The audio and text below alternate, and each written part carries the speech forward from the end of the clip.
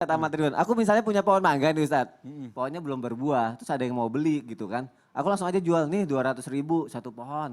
Itu Ya, boleh ya. apa enggak tuh kayak gitu. Atau contoh lain gini nih, misalnya kan sekarang kan zamannya PO ya, pre-order gitu Order. kan. Jadi barangnya belum ada tapi calon pembeli tuh udah bayar duluan gitu. Contohnya gini deh, aku beli lobster nih, lobster lagi. Lobster lagi masuk. Lobster sama Ustadz AR, lobsternya belum lahir tapi aku udah beli duluan gitu. Tambaknya tuh udah aku beli nih, tapi belum ada tuh lobsternya. Tuh boleh apa enggak, tapi harganya lebih murah dibanding barangnya sudah ada, lobsternya udah ada.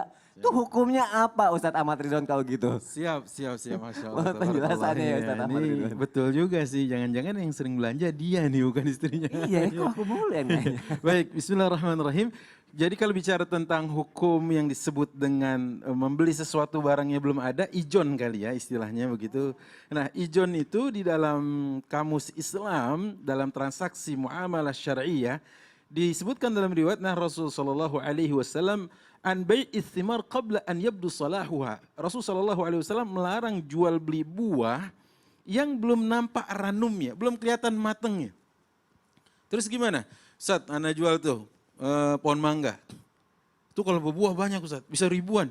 Mana? Belum kelihatan daunnya doang. Ini gharar ini. Ini jual beli semisal ini gharar. Ada pihak yang nanti mana yu'lam akibatuh. Sesuatu yang tidak akan kita ketahui nanti nextnya gimana. Nanti gimana selanjutnya. Ini disebut dengan gharar. Yang kedua ada unsur dorornya juga. Dorornya bagaimana?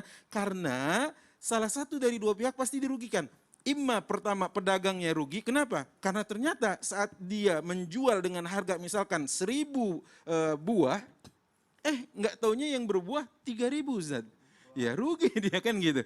Yang kedua yang rugi bisa jadi siapanya? Pembelinya. Dia beli dengan taksiran harga dia, kira-kira ini 1.000 buah. Nggak taunya rontok, dimakan kalong gitu kan. Ternyata tinggal 100 buah. Rugi kalau kayak gitu. Ya. Nah ini nggak boleh. Kecuali memang saat dia membutuhkan barang itu dalam keadaan yang memang belum matang. Contoh, ibu-ibu yang seneng ngerujak nih, contohnya. Dia kan senengnya mangga yang masih mengkel gitu kan. Ya yang belum matang, belum ranum. Maka itu boleh. Tapi dipetik dengan catatan saat dia seperti itu kondisi barangnya. Nah kalau dia kemudian membelinya dalam keadaan yang tidak matang, belum layak untuk dipetik, ini yang disebut tidak boleh. Karena ulama mengatakan unsur dorornya dan gharornya sangat kencang sekali sana. Apa bedanya dengan salam? Salam itu nanti ada di mana seseorang menjual belikan sesuatu dengan ada barang, dengan adanya uang lebih dulu ketimbang barang. Maksudnya bagaimana? Jadi dia PO tadi, pre-order tadi. Ya.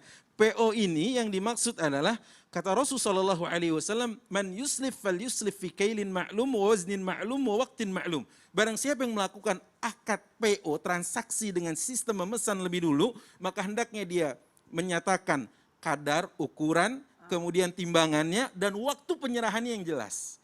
Tapi kalau nggak diketahui berapa-berapanya, ini unsur gharar namanya. Makanya Rasulullah SAW dalam hal ini membolehkan yang disebut dengan bai'us salam itu kan bai'u mausufin fi zimmah, jual beli sesuatu dengan adanya tanggungan yang harus dipenuhi oleh seorang pedagang. Kenapa demikian? Karena penjual sudah lebih dulu membayarkan uangnya.